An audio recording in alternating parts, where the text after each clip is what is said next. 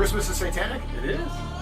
And everybody celebrates it every year? Go get the book and read it yourself. Christmas throughout history has incorporated pagan rituals, evident in its alignment with the winter solstice, decorating evergreen trees, gift exchanges, and festive feasts have origins in pre-Christian traditions. These elements seamlessly merged with Christian narratives, shaping the contemporary Christmas celebration, even though Jesus wasn't born on the 25th of December.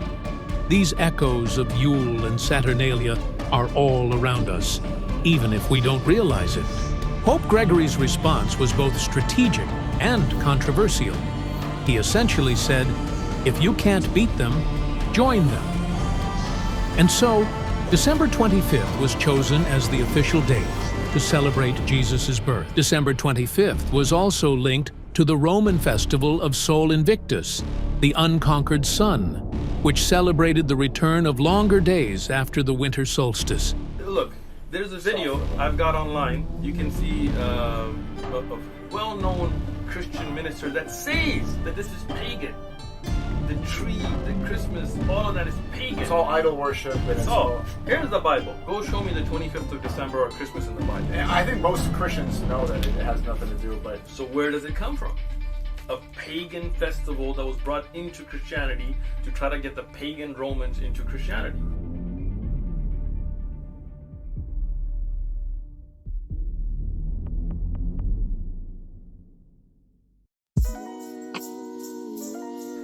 Hey everybody, Drew here, and Merry Christmas. You know, funny word, isn't it? Christmas. Christmas. The Mass of Christ. Christ's Mass. The holy sacrifice of the Mass celebrating the coming of Jesus Christ. Almost like it's a inherently Catholic thing. Kind of funny when you think about it that way, isn't it? Anyways, it's that time of year. Hopefully you've had a wonderful Advent. Hopefully you're gearing up for a full 12-day celebration of Christmas. I know I am. We're trying to make Christmas great again in this household. That means we should celebrate all 12 days. And yet, as we gear up for that single one day on December 25th, I know it's going to happen. It's going to happen to all of us faithful Catholics. Whether it's our Protestant friend or a family member, maybe even someone that went to Catholic school, they're going to say that thing. We're going to be talking about Christmas. They're going to lean in as if they're about to drop some wisdom on you, and they're going to go, well, actually. And when that happens, I want you to do what we're going to do in this video. You're going to pull up Catholic.com, type in the, well, actually thing they said, and I guarantee you, whatever it is, you'll find some reason that it's probably not as well reasoned or researched as they might think it is. You can learn them a thing or two. And, of course, we'll do this respectfully, we'll do this charitably, but given that most of these arguments that we hear this time of year are themselves not very serious or credible, this video is going to be kind of a joke. So with that, here's what we're going to do. Lightning round with a lot of these objections. I've got my screen recorder on, I'm burning through data, and you're going to go to Google or your search browser of choice if you don't like your data being stolen, and you're going to type in Catholic.com. That's a very valuable domain name. Good job, Catholic Answers. And here we are. Oh, also, if you're not a boomer, you could just type in Catholic.com in the URL bar and hit enter. But, you know, you can also do it in Google. That's fine. Here's their website. The reason we're using these guys is because rather than me relaying the groundwork like I'm some smart scholar, which I'm not, I'm going to show you that most of the things that you're going to realize come up in these conversation points have already been addressed here in a very concise format, which means nobody has to know that you didn't know it. You could just be sitting there at Christmas dinner, and then when you hear your uncle lean in and go, well, actually, you can pull out your phone, go to Catholic.com, or use their mobile app to look up exactly what they said, read it for a minute, and then you too can come in with a, well, actually. All right, so that being said, let's go to the first objection. So, you know, one of the first things that I hear a lot is like, well, actually, Christmas trees are pagan. So let's see. You know what? Let's do it this way. Christmas trees, pagan. If we go to the very credible history.com, has many roots, ranging from the use of evergreens in ancient Egypt and Rome. Oh, they're playing audio without my permission. To the German traditions of candlelit trees that made its way to America in the 1800s. Ancient Egyptians worshipped a god called Ra, who had the head of the hawk and wore the sun as a blazing disc. At solstice, he had to recover from his illness. They filled their homes with green palms and papyrus reeds. Christmas Pagan. Confirmed. Saturnalia. We'll get to that one later. And the Druids also decorated their temples. Okay, you get the point. A lot of pagan people were using evergreen stuff. That's fine. Is the Christmas tree itself crypto-paganism that's going to put your soul at risk? Let's just see.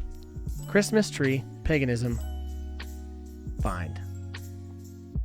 So we searched Christmas tree paganism, and we'll go to this first article. This will actually potentially address a couple of them, but I'm going to go to the Christmas tree section.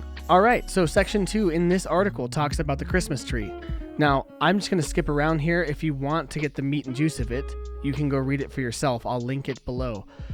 The article brings up a verse that many Protestants are going to bring up here. That verse is Jeremiah chapter 10, 3 through 4. Thus says the Lord, learn not the customs of the nations, have no fear of the signs of heavens, that the nations fear them. For the cult idols of the nations are nothing. Wood cut from the forest, wrought by craftsmen, adorned with silver and gold, with nails and hammer there fastened, that they may not totter. So, what happens here is a lot of people, and this will be a general principle again for the whole of this video. They'll say, well, the Bible condemns doing things that other nations and religions do because they're worshiping idols. Just because there's a custom or a ritual that is similar to another religion or has an origin that's similar to it or could seem related doesn't mean the thing itself is condemnable. However, what the verse is saying is that if it worships idols, yeah, don't do that. God said not to do that. Now, why is this distinction important? Well, for one, if this was condemning the religious practices of God's people being anything like the religious practices of other human peoples, then the entire religious framework of the Old and New Testament would be condemned. You heard me. If you look back at the temple system in the Old Testament and a lot of the stuff in the New Testament, I'm not going to go into it in detail, there are symbols and concepts that the scriptures themselves are baptizing, are reclaiming, are redefining, and are using to establish meaning and correct it. One quick example is that actually in the book of Genesis 1, the framework of creation closely mirrors the creation text of surrounding ancient Near Eastern peoples. So, if that similarity is condemned by Jeremiah, then the creation story is condemned by Jeremiah? I don't think so. Actually, what's happening in the instance of Genesis 1, and a lot of times in scripture, is it'll say, hey, people that we're writing this to in the day that this book was written, here's a thing you understand because you understand what's happening in the nations around you. Yeah, we'll use that thing, but we're actually going to correct the meaning behind it that will lead you away from idol worship and into the worship of the one true God.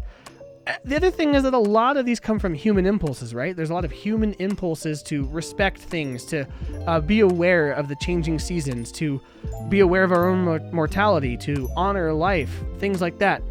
A lot of these symbols that we develop are ways that we reflect on the meaning of our own existence. That itself is very human and good. The problem is when you turn it into a god. You know, the sacrificial system of the Old Testament, similar to that of surrounding nations, with a key difference. The theology behind sacrifice was different, even if some of the rituals were kind of similar. I'm not going to dive into that too much further. Just know that this is the paradigm that's at work. The thing that's condemnable is the worship of idols, not the practice looking similar to somebody else's practice. Now, what does that have to do with Christmas trees? Well, for one, I don't know about you, but I've never really sacrificed anything to my Christmas tree. I mean, we put gifts under it, I guess. Like, if you want to be really conspiratorial, you could say, there's a sacrifice! They're worshiping the tree! But no, we put the gifts under the tree because it's pretty, and then that gives us somewhere to grab them from, and we open it and are giving gifts to each other. Nobody in their right mind would bow down and worship to the Christmas tree and think that the tree itself is a god. I mean, homie, I can guarantee you the one in my house I cut down with my own 2 hands. I know it's not a god. It's pretty, it's cool, I like having ornaments on it, and that's about it. Now, is there some Christian symbolism to the tree that's been added later? Yeah. Does that have cultural similarity to what other cultures were doing with wreaths and trees? Sure. Does that mean that by having a Christmas tree in your house, you're a pagan and you're being duped by the pagan gods? Well, first off, no, because they don't exist, so they can't really dupe you. And second, nobody thinks like that about the Christmas trees. For most of us, we don't even think about really what the Christmas tree is, and maybe that's the step that we could take to correct ourselves. What should the tree symbolize, if anything? Well, in this article, he brings up Tertullian condemning the pagan use of wreaths. In this article, he brings up Tertullian bringing up the pagan use of wreaths in their temples, and he condemns this because it's connected to idolatrous practices. He also mentions that Christians were doing similar things with wreaths, but obviously what Tertullian says, according to this passage, is that we don't use wreaths like the pagans do over their temples, but we are the temples of Jesus Christ. We're the true light, and we are a tree evergreen. So if the evergreen tree symbolizes life over death, that's a really good way to remember the resurrection, which when we're celebrating the coming of Christ, we can look forward to what we know he's ultimately going to do and accomplish at Easter. Maybe that can be the discussion that you pivot towards around the Christmas tree. All right, let's do another one. Now, here's a crazy one that I came across recently. There's not a Catholic Answers article about this, and frankly, I don't blame them for not addressing it because it's so insane that I probably don't even have to address it. Here we go. The truth about Santa Claus. Now, someone in the Facebook group for my town the other day was claiming this. They were claiming what I'm about to say to you. You might want to brace yourself. Did you know that Santa Claus is actually Satan? Think about it. Santa, S-A-N-T-A. What happens if you move that N to the end of the word? You get Satan. He's hid his name. Santa Claus is Satan. Don't believe me? Here's proof. Santa's a universal judge. Santa judges the deeds of all little girls or boys and rewards them accordingly, like God. Santa must have all wisdom in order to judge justly. Santa, like God, is to be feared. You better watch out or no presents. God, like God, Santa has a book of remembrance, the list he's making. He's petitioned for gifts like God. He can forgive people if they promise to be better for next year. He is to be pleased like God, or else you don't get any gifts. Santa's coming is watched and longed for, like that of the Lord's. This is more than just coincidence. It is the masterpiece of satanic subtlety. His desire to be like the Most High and steal the glory that belongs to God, Satan's. That's what's making this all happen, I guess. While God is calling us to celebrate the birth of Jesus, Satan is having his celebration, the coming of Santa Claus. Santa steals the show, and Christ is forgotten. Can't believe I have to do this, but the easiest way to realize that this is insane is to prove that the word Santa has nothing to do with the word Satan. Let's look up the etymology of Santa Claus.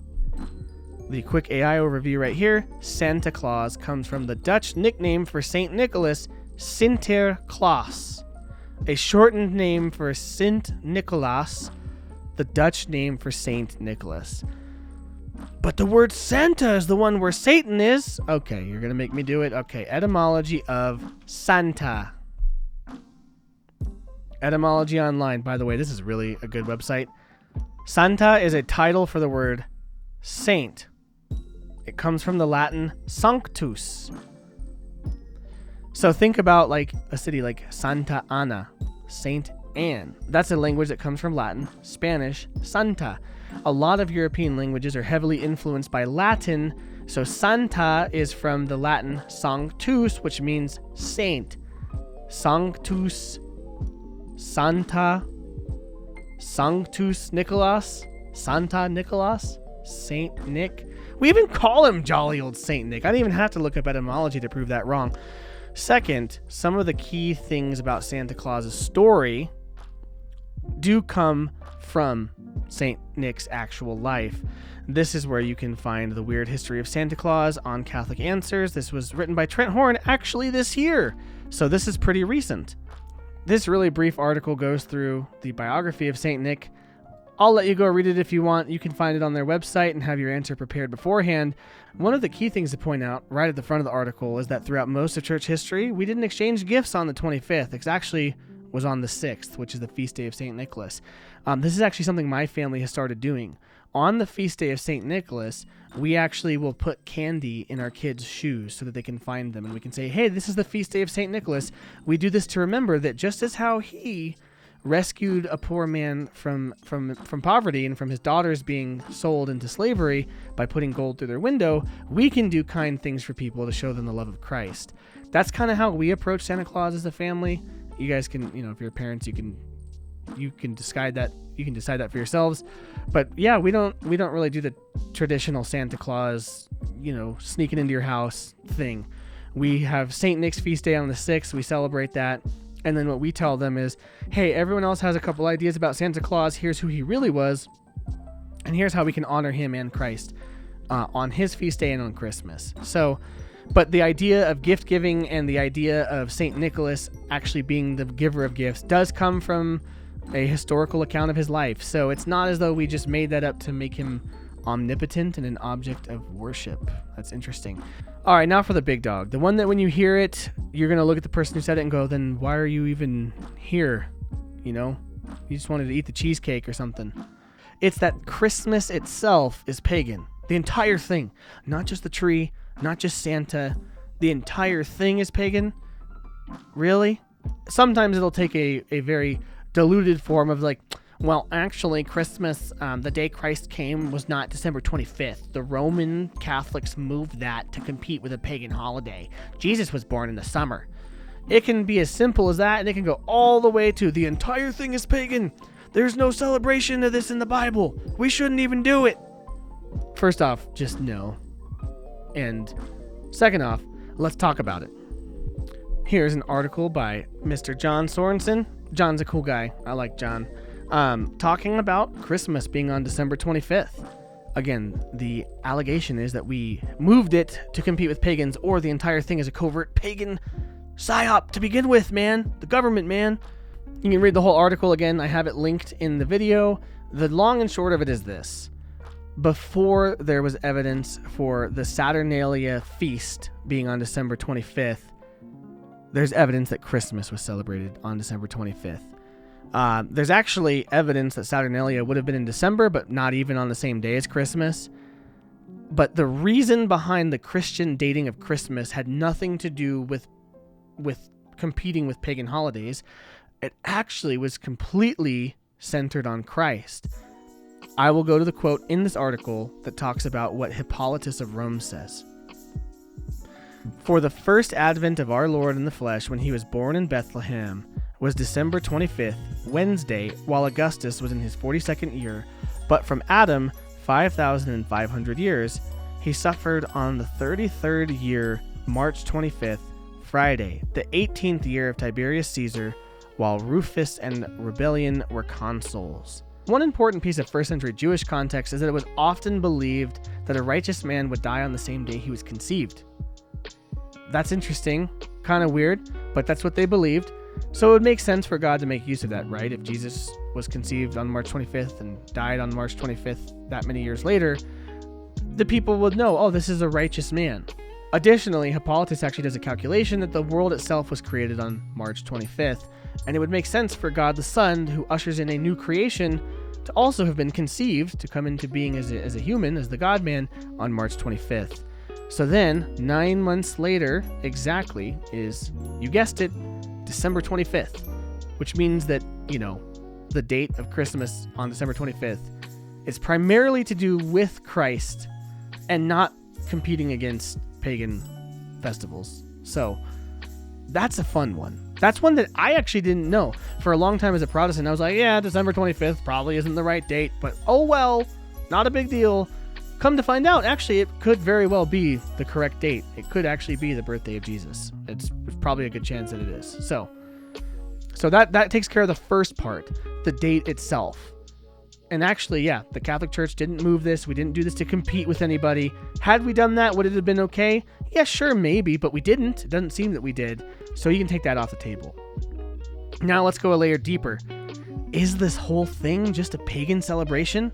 Did the early church get duped by Constantine and start celebrating Saturnalia? Or Mithraism? Say it ain't so. Saturnalia is the festival that's most commonly brought up here. It's the idea that the feast of the Roman god Saturn, one of like the highest gods in the Roman pantheon, is where we eventually got Christmas from. Now, as we talked about earlier, there might be some similarities in customs. They decorate stuff with green. They use candles, but everyone used candles back then because that's how they saw things. They didn't have lamps. All of that aside, that feast is the one that most people will allege became Christmas. And some will say it was like, okay, the church baptized it, but like we just know where it came from, blah, da, da, da, da, da, da. And some people will say this is clearly pagan in its roots. We're all being duped and God is mad at us. Let's all just calm down for a second. The historical evidence, as pointed out by John Sorensen in this article, shows that the feast was originally celebrated on December 17th. Christmas is on December 25th. So they're not the same exact date. Second, the feast was established, it looks like, in 220 BC. Later on, it was lengthened to go from the 17th to the 23rd, meaning it still never quite overlapped with December 25th, which is interesting. I'm just trying to think about when did this happen? When did the emperor, was it Constantine or whoever you want to say it is, stand up and go, all right, guys, even though you guys have never done this before, allegedly, there's never been a holiday on this time of year for Christians. Now we're going to have a holiday on this time of year, and don't mind the fact that it's, pagan. And in fact, you know what we'll do? We'll cancel the pagan holiday.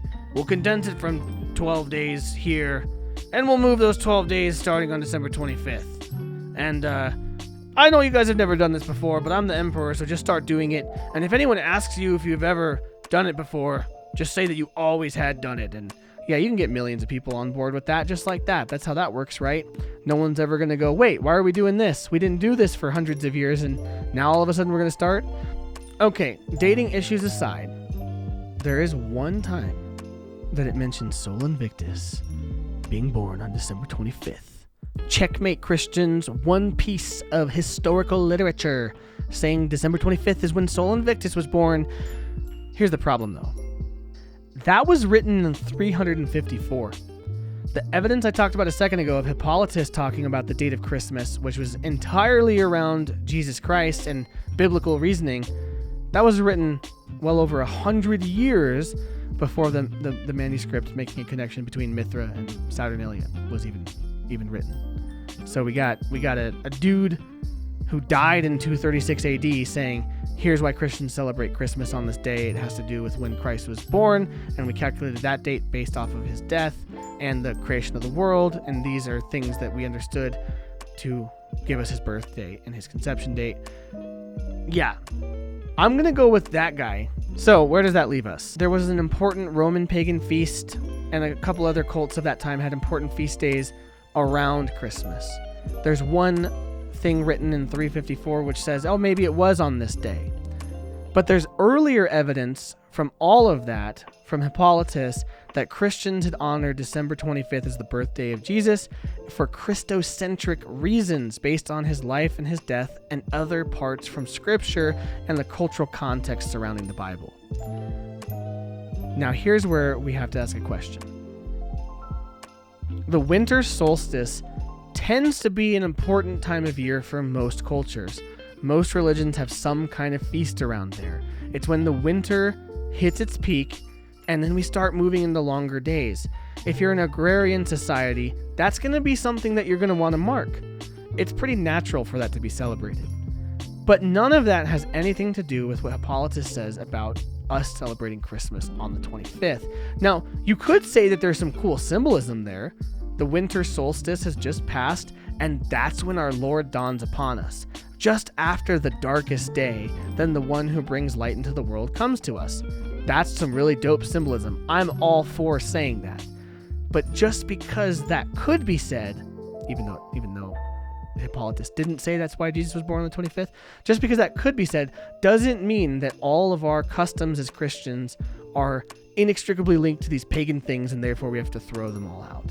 In fact, what's more likely based on this evidence is that Christians had been celebrating this date for their own reasons, and then later, why couldn't we just say that the person who wanted to make Mithraism great again stole our date because Christianity was gaining in popularity, especially given its recent legalization by Constantine? Now, I'm not going to claim that there's evidence for that because I haven't found any, but I could allege that and have a more credible historical believability than those who are alleging the opposite. All right, there's some of the common objections. There's probably tons more, but they come back to those key points, right? Just because something looks like something else doesn't mean that they're equivocated. They're not the same thing. Just because humans tend to mark similar days as important, especially when we have similar agriculture-based societies, doesn't mean we're all collapsing into some sort of demonic paganism. Just because Christians, having their own independent theological reasons, celebrate a particular day, doesn't mean that that day is connected to a similar date range of pagan festivals. And to speak to practices, trees, present giving, things like that, just because a cultural symbol came from a pre-Christian culture doesn't mean the symbol is entirely useless in and of itself. There's all sorts of things in the scriptures and in Catholicism and in Christian history which came from a pre-Christian culture. God often uses these things to communicate his truths, and so long as we are not being syncretic, as long as we're not introducing false concepts of who God is, of who Jesus is, and of what worship is, as long as we're not committing idolatry, we can actually do stuff like that. It's totally fine to do. Some of our Christmas practices might have a backstory similar to that. If the symbol of the evergreen tree representing the victory of life over death is meaningful, by the way, that is totally compatible with Christianity, then we can feel free to make use of it. If you start seeing your neighbors bow down to their Christmas tree and sacrifice animals to it, I'd have a lot of questions, and one of them might be about their mental well-being more than it would be their theology at that point, but nobody's doing that. When we hear these conjectures trying to collapse the developmental history of Christmas celebration into complete syncretic paganism to throw the baby out with the bathwater, we can basically disregard them. And what that means is when someone brings these things into question, we can just know that they haven't really done their research. We can gently offer correction, offer our view, and pray for them to be able to enjoy a wonderful Christmas with us. Now, to address one final elephant in the room, is the Christmas today exactly what I want it to be? Definitely not. What we have today is not a covert paganization of Christmas, but rather a secular commercialization of Christmas. And I don't like that. For one, all of us start seemingly celebrating Christmas right after Thanksgiving, sometimes even before then. Honestly, as soon as the Halloween candy was gone, Santa Claus was in the aisles. The gift sales were started. We have a whole secular holiday, that shows us where our worship is, called Black Friday. And in that holy day of obligation in the secular culture, people literally burst down doors and trample other human beings just to get a good deal on their TV. And in some cases, they're not even giving it to someone else. It's for them. I think that shows a serious miscalculation of priorities. That what was supposed to be about Christ, and Christ giving himself for us, was supposed to lead us to be charitable to others and reflect on the gift of life, the gift of family, and all of that centered around Jesus Christ has become commercialized. It's become selfish. It's become busy. I mean, what happened to Advent? A 40-day period of reflection and repentance and silence has become a mad dash to see how much stuff you can buy for as cheap as possible, and most of it breaks. Before I get too sidetracked commenting on manufacturing quality, that's a whole other thing that I could talk about for days. It seems to me that in the commercialization and secularization of Christmas, we truly have forgotten the reason for the season. Every year in my town, our local Catholic school puts on a Christmas play. They write it from scratch. They make their own props. The kids memorize all these lines. It's put on by volunteers and teachers and community members in the school. And what's the most special thing about it, far from being some cheap, cutesy little Christmas story that talks about Santa and getting gifts and drinking eggnog, it always preaches the truth of Jesus Christ. In almost every single version of this play, the 4 years that I've gone to it, the middle schoolers and elementary schoolers from this little Catholic school put on a play where there's usually a multitude of attitudes around Christmas. From someone like the person we're talking about in this video who completely disregards it, to someone who thinks it's just about gifts and family traditions. And it replaces all of that and corrects it with, this is about Jesus. That's the reason for all of it. That's the reason we celebrate Christmas. It is the Mass of Jesus Christ. That's why it's one of the most important holy days on our Christian calendar. And I think that we ought to recenter around that as Catholics. So here's some ways I do that. 1, I do celebrate St. Nicholas's feast day, like I mentioned earlier in this video. 2, Christmas is 12 days, y'all. Do something special for 12 days. 3, I go to Mass on Christmas. If you're a practicing Catholic, you should. Another thing we do is we try really hard not to get caught up in the commercialization of it. This year, we're not even really buying gifts for anybody, and we said to all of our friends and family, don't buy gifts for us, or if you have to, very little. And instead, we're focusing on spending time with people. We're focusing on experiences with our friends and family. And we're focusing on going to Mass and participating in the liturgy and the life of the church. In fact, that's the whole point of holy days, is that the holy days of the church, the feast days of the church, are an anchor that you can center your life around so that your whole life is sort of, in a way, caught up into the liturgy of the church and centered around Christ. So, while at Christmas, I might be looking at the crazy family member or friend who tells me that Christmas is pagan and saying they're crazy, it's probably time for us as Catholics to be the crazy ones and say, hey, this isn't about commercialization. It's not about gifts. It's about Jesus. You know, it's funny walking around seeing so many people love this season and love what it's about, love what it means for them. And it means all sorts of random things. It means family. It means lights. It means presents. It means gifts. It means hot chocolate. And yet the intensity with which we chase after this glow of whatever Christmas means to you doesn't come from postmodernism. That feeling that people are chasing comes from living in the afterglow of a Christian society and no longer remembering what makes this day so important. So, while you're having your conversations, if these objections come up, definitely address them, but also be sure to make people aware of what the real reason for Christmas is. Thanks for watching. Merry Christmas.